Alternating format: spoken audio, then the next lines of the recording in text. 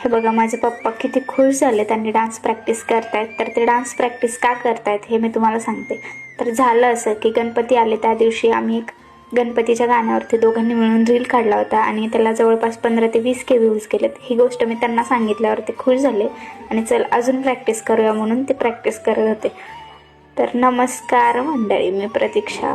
सकाळी सकाळी उठून गॅलरीमध्ये गेले तर एवढे सगळे भांडे पडले होते आणि हे भांडे बघून माझं तोंड असं का झालंय फक्त मुलीच समजू शकतात, कारण पोरींचं दुःख पोरांना काय कळणार. आधीच थंडी आणि त्यात ढीगभर भांडी. खूप पाऊस पडत होता, थंडी वाजत होती, तरी पण पटपट सगळे भांडे घासून घेतले. त्यानंतर सगळे भांडे धुवून घेतले. आम्हाला काय कामं चुकतात होय, ती तर करावीच लागतात. ऊन असो, पाऊस असो, थंडी असो, भांडी तर घासायलाच लागतात. असं पटपट सगळं उरकून घेतल्यानंतर मग चहा बनवला आणि नाश्त्याला पुरी बनवली होती ती घेतली.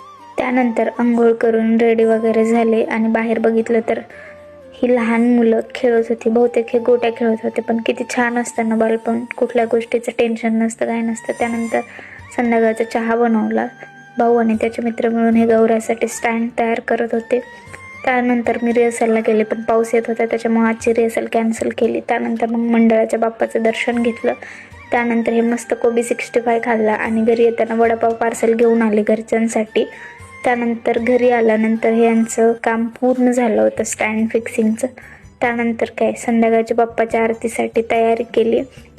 बाप्पा असले की एकदम छान आणि प्रसन्न वाटतं. आता हे 10 दिवस पण असेच मस्त आणि सुंदर जाणार आहेत असं वाटतं. शेवटी बाप्पाकडे एकच मागणं मागेल की माझ्या इन्स्टा फॅमिलीला खुश ठेवा आणि कायम सुखी ठेवा. तर असा होता माझा सुंदर दिवस. हा व्लॉग कसा वाटला ते कमेंट करून नक्की सांगा. Bye bye.